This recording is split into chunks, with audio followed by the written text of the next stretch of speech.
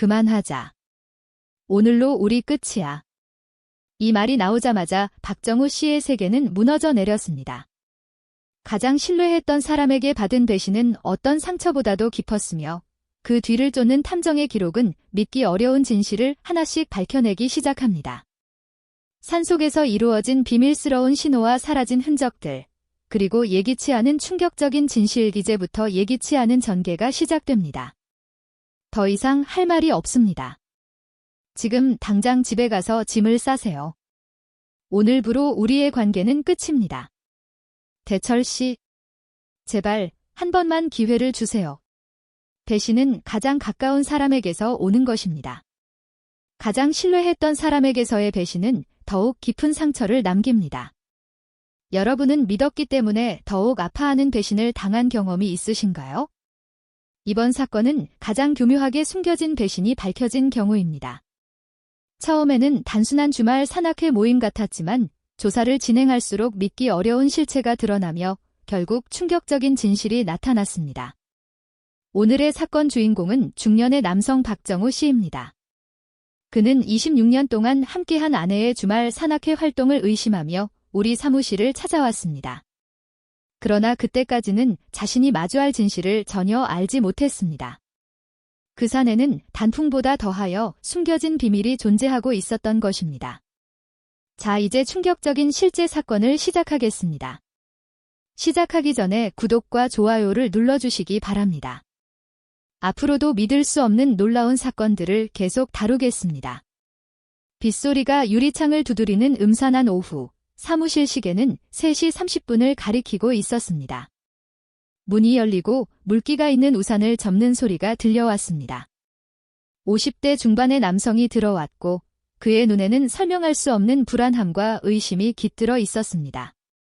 사무실 불빛에 반사된 빗방울이 그의 얼굴 위에서 반짝였습니다. 저는 박정우입니다. 아, 박정우 씨, 환영합니다. 차 한 잔 드릴까요? 네, 커피로 부탁드립니다. 커피를 준비하는 동안 박정우 씨는 사무실을 둘러봤고 그의 손가락은 소파 팔걸이를 조심스럽게 두드리고 있었습니다. 어떤 일로 저희를 방문하셨는지 편하게 말씀해 주시겠어요? 그는 잠깐 주저하며 깊은 한숨을 내쉬었습니다. 제 아내가 뭔가 이상합니다. 그의 목소리에는 불안과 의심이 깔려 있었습니다. 아내분에 대해 조금 더 말씀해 주시겠어요? 저희는 결혼 26년이 되었고 서로 믿고 의지하며 살았습니다. 15년 전부터는 작은 분식점을 함께 운영하고 있습니다. 문제는 최근 7개월 전부터 아내가 주말마다 산악회에 나간다는 겁니다. 그는 주머니에서 핸드폰을 꺼내 아내의 사진을 보여주었습니다. 사진 속 여성은 50대 초반으로 보였고 밝은 미소가 돋보였습니다. 정은주, 제 아내입니다. 올해 53세고 저보다 3살 어립니다. 산악회라니. 새로운 취미가 생긴 건가요? 그런 일이면 좋은데 이야기는 그렇게 간단하지 않습니다. 우리는 가게 때문인지 함께 쉴 날이 없어요. 저는 평일에 하루 쉬고 아내는 주말에 쉬는 것 같네요. 네, 아내가 주말에 쉬고 싶다 해서 그렇게 되었죠. 그런데 7개월 전부터 아내는 산에 가야 치유가 된다며 매주 산악회에 나가기 시작했습니다. 처음에는 건강을 위해 좋다고 생각했지만 주변 사람들이 산악회에 대해 좋지 않은 이야기를 하는 것을 듣게 되었습니다. 몇 번 반대해보았지만 아내는 결연했습니다. 이마저도 못하게 하면 자신은 살 이유가 없다며 속박된 기분이 드는 것 같다고 말했습니다. 그 말을 듣고 저는 결국 허락할 수밖에 없었죠. 저는 아내를 믿지만 주변의 이야기에 괜한 의혹이 들어 몇 번 가게를 일찍 닫고 아내를 산에서 데리러 간 적도 있습니다. 그러나 항상 아내는 땀을 흘리며 등산복 차림으로 내려왔고 시간대도 정확했습니다. 그러므로 산악회 뒤풀이 없이 바로 집으로 온 것은 확실합니다. 그럼에도 당신은 여전히 의심하시는 건가요? 의뢰인은 다시 핸드폰을 꺼내 한 화면을 보여주었습니다. 캡처된 문자 메시지였습니다. 오늘도 우리 산악회에서 좋은 시간 보내요. 함께하는 시간이 저에게는 힐링이에요. 이 메시지는 지난달 안에 핸드폰에서 우연히 발견한 것입니다. 발신자는 산악회 총무라고 저장되어 있었습니다. 이상하지 않나요? 게다가 아내의 행동도 수상합니다. 산악회 사진을 보여달라고 요청해도 몇 장 없다고 하거나 땀을 많이 흘려서 못 찍었다고 하는데 산악회에 관한 질문을 해도 계속 피합니다. 제가 의혹을 너무 많이 가지는 걸까요? 하지만 26년간 함께 살아온 사람의 행동이 분명히 이상해졌습니다. 그렇군요. 우선 저희가 조사해 보겠습니다. 아내분의 산악회 활동이 단순한 취미인지 아니면 다른 목적이 있는지를 확인해 드리겠습니다. 감사합니다. 제발 제 의심이 틀리기를 바랍니다. 산악회는 언제 모이나요? 매주 토요일 아침 7시에 동네 공원에서 모여 단체 버스로 출발한다고 합니다. 알겠습니다. 내일부터 조사를 시작하겠습니다. 의뢰인 박정우 씨는 안도의 한숨을 내쉬며 자리에서 일어났습니다. 저는 결과가 어떻든 진실을 알고 싶습니다. 그가 사무실을 떠난 후 저는 창밖의 빗줄기를 바라보았습니다. 비는 점점 더 세차게 내리고 있었습니다. 마치 앞으로 펼쳐질 이야기에 대한 무게를 예고하는 듯이 말이죠. 다음 날 저와 민수 팀장은 조사 계획을 세웠습니다. 민수 팀장, 기본적인 조사부터 시작하자. 평일에 아내의 일상을 확인하고 산악회 관련 정보도 수집해야겠어. 네, 조사관님. 산악회는 어떤 곳인지, 회원들은 누구인지 알아봐야겠습니다. 우리는 먼저 아내 이소연 씨의 평일 일상부터 조사하기로 했습니다. 월요일부터 목요일까지 그녀의 일과를 관찰했습니다. 아내 이소연 씨는 매일 아침 7시에 남편과 함께 가게를 열고 저녁 9시 경문을 닫고 함께 귀가했습니다. 점심시간에 잠깐 나가는 일이 있었지만 항상 장을 보거나 은행 업무를 보는 등의 합당한 이유가 있었습니다. 좋아, 평일에는 의심스러운 행동이 없어. 이제 투일 산악회를 집중적으로 조사해 봐야겠다. 우리는 산악회에 대한 정보도 수집했습니다. 한빛산악회라는 이름의 이 모임은 지역 주민들로 구성된 등산 동호회였습니다. 회원 수는 약 30명 정도로 대부분 40대와 50대 남녀입니다. 매주 토요일마다 서로 다른 산을 오르는 일정이었고 이번 주에는 계룡산을 등반하기로 되어 있었습니다. 지정한 시간은 토요일 아침 6시 30분. 우리는 동네 공원 근처에 집합하기로 했습니다. 7시가 되자 산악회 회원들이 하나둘씩 모여들었고 아내인 이소연 씨도 밝은 표정으로 모습을 드러냈습니다. 저 빨간 등산복을 입은 분이 이소연 씨인 것 같네요. 오늘은 단지 산악회 버스를 따라가며 상황을 일단 파악하자고 했습니다. 직접적인 접촉은 자제하는 게 좋겠어요. 산악회 버스가 출발하자 우리는 차를 타고 뒤따랐습니다. 버스는 계룡산 입구에 도착하였고 회원들은 질서 있게 하차해 준비 운동을 시작했습니다. 정 실장은 우리도 등산복으로 갈아입고 멀리서 관찰하기로 했습니다. 너무 가까이 가면 의심을 살 수 있으니까요. 아내 이소연 씨의 빨간 복장이 보였습니다. 그녀는 다른 회원들과 함께 즐겁게 이야기하며 등반을 시작했습니다.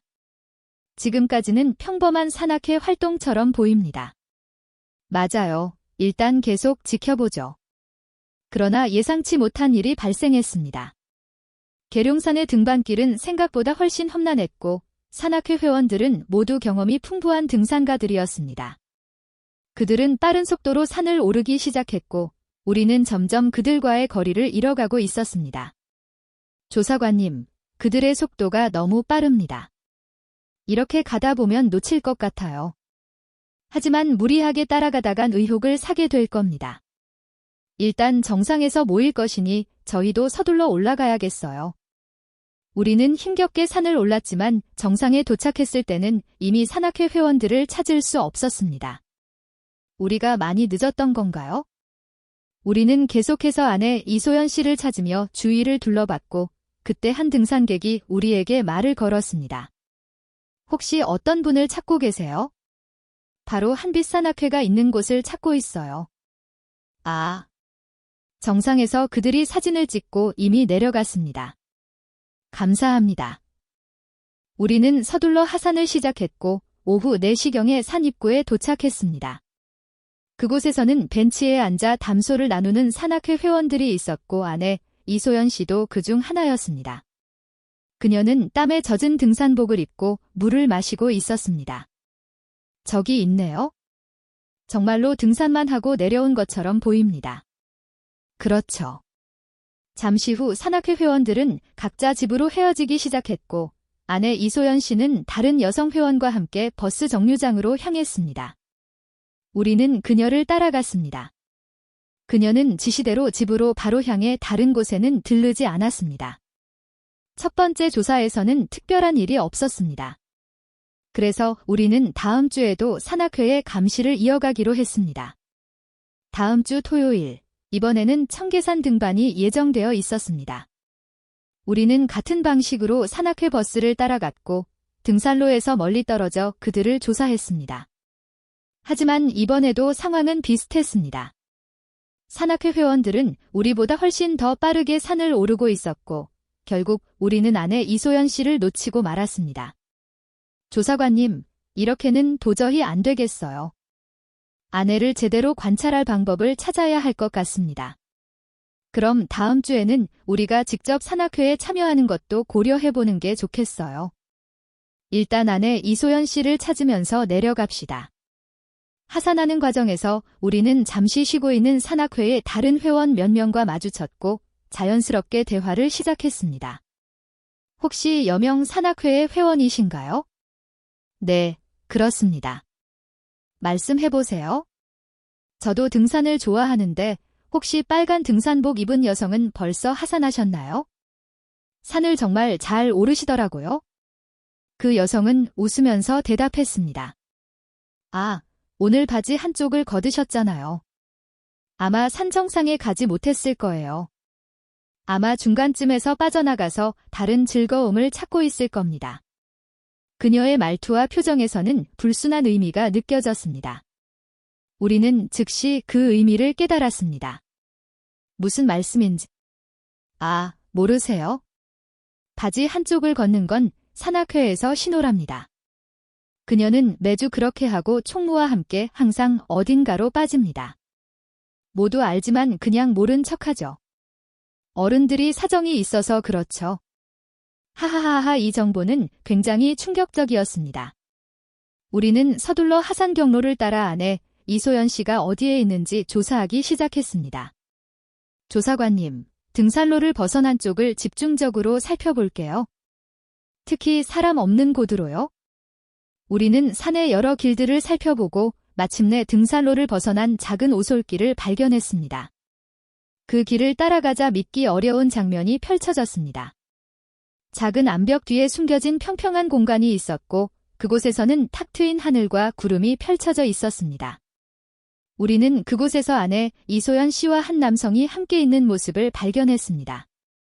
그들은 가까이 앉아 있었고 남성의 팔이 이소연 씨의 어깨에 얹어 있었습니다. 그들은 믿기지 않는 모습을 연출하고 있었습니다. 우리는 결국 결정적인 증거를 확보할 수 있었습니다. 약 30분 후 그들은 각각 원래 모습으로 돌아가며 아무렇지 않은 듯 다른 시간이 틈새로 산을 내려왔습니다. 그들이 다시 모였을 때는 땀에 흠뻑 젖어 있었습니다. 정 실장, 이제 모든 의문이 풀렸어요. 이런 알리바이는 전혀 생각하지 못했어요. 정말 영리하게 계획했군요. 산에 오르기 때문에 땀도 나고 시간도 맞아서 누가 증거를 찾기 어려웠던 겁니다. 우리는 의뢰인 박정우 씨에게 전화를 걸어 사무실로 와달라고 요청했습니다. 우리는 그에게 보여줄 증거 자료들을 정리했습니다. 오후 6시에 의뢰인이 사무실에 도착했습니다. 그의 표정은 약간의 불안과 기대가 섞여 있었습니다. 네, 우선 앉으세요. 차 한 잔 드릴까요? 나는 깊은 숨을 쉬고 조사 결과를 자세히 설명하기 시작했습니다. 2주 동안 아내분을 관찰했습니다. 평일에는 정말 가게 일에만 집중했고 특이사항은 없었습니다. 의뢰인의 표정이 잠깐 밝아졌습니다. 네, 주말 산악회 활동에서 특이점을 발견했습니다. 당시 상황을 자세히 설명했습니다. 동료 산악회의 조사 내용, 바지 한쪽의 의미, 아내 이소연 씨가 등산로에서 이탈의 은밀한 만남을 가져온 것, 의뢰인의 손은 점점 떨리기 시작했습니다. 자신의 머리를 안고 고개를 숙였습니다. 그 순간 산악회 총무로 보이는 사람이 보였습니다. 이름은 아직 모르지만 두 사람이 정기적으로 만나는 것은 분명하다고 느껴졌습니다. 의뢰인은 한동안 말을 잃었습니다. 그의 눈에는 눈물이 맺히기 시작했지만 그는 애써 참으려 했습니다. 갑자기 그는 주먹으로 테이블을 가격했습니다. 불쑥 일어난 행동에 커피잔이 흔들렸습니다. 의뢰인은 깊게 숨을 쉬고 말을 이어갔습니다. 그것은 대철님의 선택입니다. 우리는 단지 조사 결과를 전달할 뿐입니다. 편하게 말씀해 주세요. 그의 표정은 결의가 있어 보였지만 눈빛에는 상처가 깃들어 있었습니다. 저는 잠시 망설였습니다. 의뢰인이 현장에 직접 가는 것은 위험할 수 있었습니다. 감정이 격해져 예기치 못한 상황이 발생할 수도 있었기 때문입니다. 이것은 쉽지 않을 것 같습니다. 솔직히 저도 아직 믿을 수가 없습니다. 그의 간절한 눈길에 결국 고개를 끄덕였습니다. 알겠습니다. 하지만 약속해 주세요. 감정적으로 행동하지 않겠다고. 네, 약속합니다. 정말 감사합니다. 그럼 다음 주 토요일 산악회 출발 전에 연락드리겠습니다. 의뢰인은 힘겹게 자리에서 일어났고 어깨가 축 처진 모습이었습니다. 그가 사무실을 떠난 후 저는 깊은 한숨을 내쉬었습니다.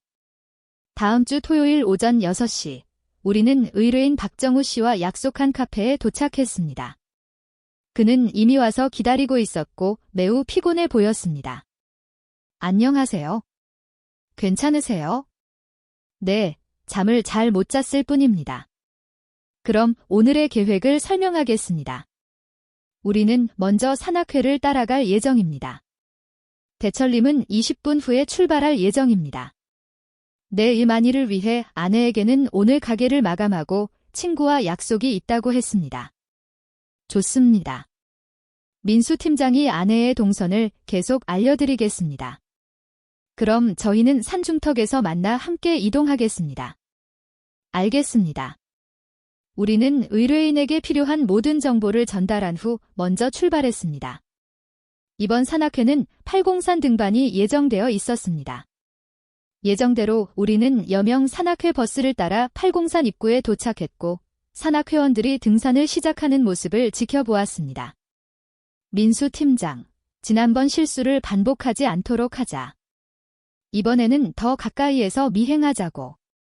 네, 그렇게 하는 것이 좋겠습니다.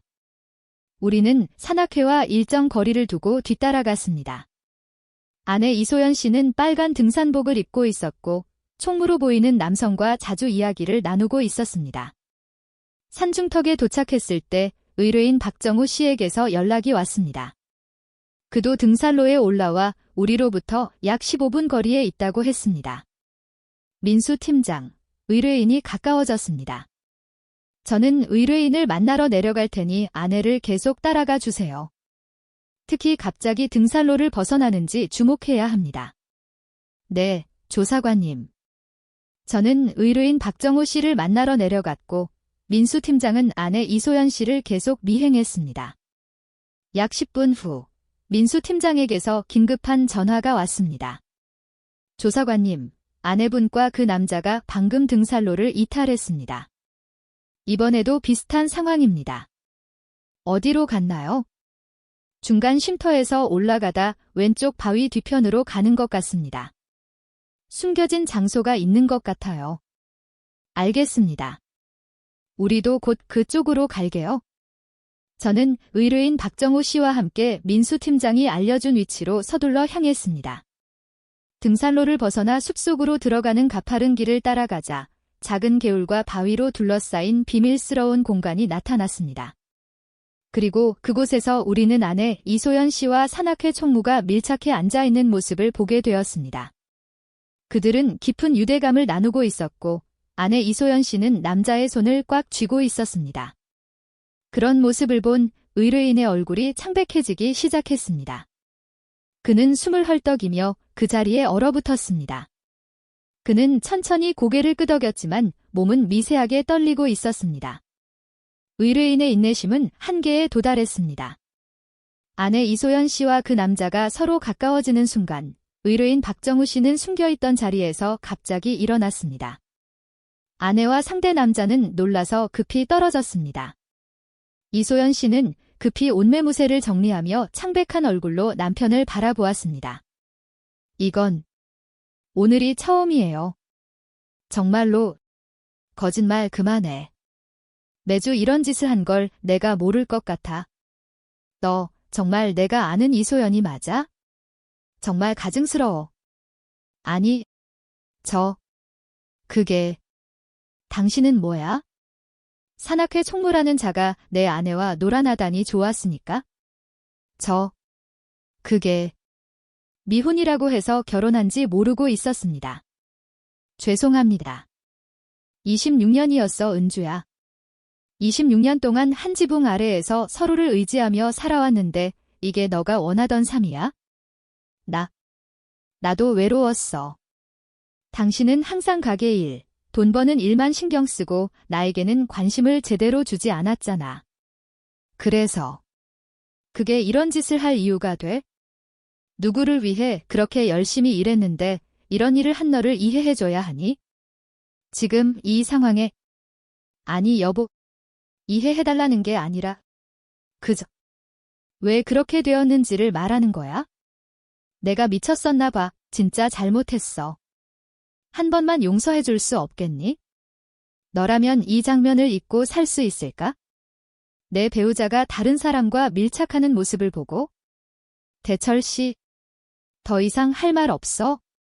지금 당장 집에 가서 짐 싹 오늘부로 끝이야. 제발 한 번만 더 기회.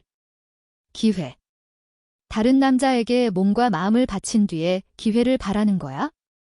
26년 허무하게 끝나는구나. 의뢰인은 등을 돌려 걸어가기 시작했습니다. 우리도 그를 따라 자리를 털고 떴습니다. 하산하는 내내 박정우 씨는 아무 말도 하지 않았습니다. 그의 눈에는 깊은 상처와 배신감이 엿보였지만 이상하게도 후련해 보이기도 했습니다. 주차장에 도착했을 때 그가 입을 열었습니다. 감사합니다. 조사관님. 덕분에 진실을 알게 되었네요. 괜찮으세요? 지금은 아니요. 하지만 상황은 나아질 것입니다. 앞으로 무엇을 계획하고 계신가요? 우선 변호사와 만나야겠군요. 상간소송과 재산 분할을 확실히 해야 할 필요가 있습니다. 그의 말투에서는 확고한 의지가 느껴졌습니다. 그로부터 4개월이 지난 후 의뢰인 박정우 씨에게서 연락이 왔습니다. 그는 사무실에 잠시 방문하고 싶다고 밝혔습니다. 박정우 씨가 사무실에 도착했을 때 그는 4개월 전과는 다른 인상을 주었습니다. 건강해 보였고 얼굴 표정도 훨씬 밝았습니다. 안녕하세요, 조사관님. 오랜만입니다.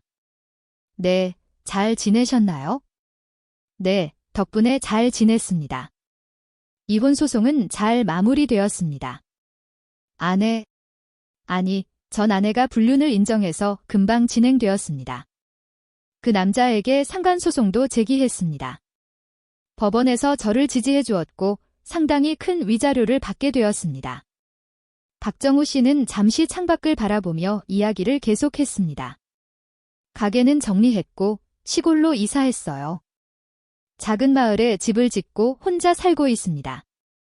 외롭진 않나요? 아니요, 생각보다 외롭지 않아요. 텃밭도 가꾸고 이웃들과 어울리며 새로운 취미도 생겼습니다. 그렇군요. 어떤 취미인가요? 사진 찍기입니다.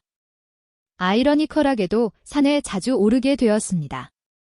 처음에는 트라우마를 극복해보려 했지만 산이 저를 치유해주는 느낌이 들었습니다. 그는 가방에서 몇 장의 사진을 꺼내어 보여주었습니다. 아름다운 산의 경치와 일출, 그리고 평화로운 마을 풍경이 담긴 사진들이었습니다. 26년간의 결혼 생활이 이렇게 끝나리라곤 상상도 못했어요. 처음에는 너무 힘들었지만 이제는 새롭게 삶을 살아가고 있습니다. 정말 다행입니다. 대철님. 이 모든 것이 조사관님 덕분입니다. 만약 진실을 몰랐다면 저는 지금도 속고 지냈을 것입니다. 근처에 오시면 언제든지 연락해주세요. 제가 기른 채소로 정성껏 밥을 대접하고 싶습니다. 네, 꼭 그렇게 하겠습니다. 박정우 씨는 미소를 지으며 사무실을 떠났습니다. 창문을 통해 그의 뒷모습을 바라보니 그의 걸음이 가벼워 보였습니다. 마치 무거운 짐을 내려놓은 듯한 모습이었습니다. 박정우 씨는 26년의 결혼 생활에서 배신의 아픔을 겪었지만 그 속에서 자신을 위한 삶을 찾아나가는 용기를 보였습니다. 우리는 인생에서 예기치 못한 배신과 고통을 경험할 수 있습니다. 그러나 그 상처에 갇히지 않고 앞으로 나아가는 선택이 중요합니다. 자신을 위해 삶을 시작할 용기를 가진다면 새로운 행복을 찾을 수 있을 것입니다. 이번 이야기가 여러분에게 어떤 생각을 불러일으켰는지 댓글로 공유해 주시면 좋겠습니다. 비슷한 경험이 있으신 분들의 이야기 또한 나눠주시면 감사하겠습니다. 다음 영상에서는 또 다른 흥미로운 사건으로 찾아오겠습니다. 이혼이라는 아픔을 뒤로하고 새로운 출발을 하는 박정우 씨, 그는 이제 산과 마을 속 평화로운 경관 속에서 새로운 인생을 그리고 있습니다. 사랑이 무너진 자리엔 자신의 치유와 성장이 자리매김하였고 배신이 남긴 상처는 결국 자신을 더욱 단단하게 만드는 밑거름이 되었습니다. 누구든지 인생에서 뜻밖의 시련을 맞이할 수 있지만 그 시련을 극복할 용기도 우리 안에 있다는 것을 박정우 씨의 이야기가 조용히 전하고 있습니다. 전환점이 있는 인생.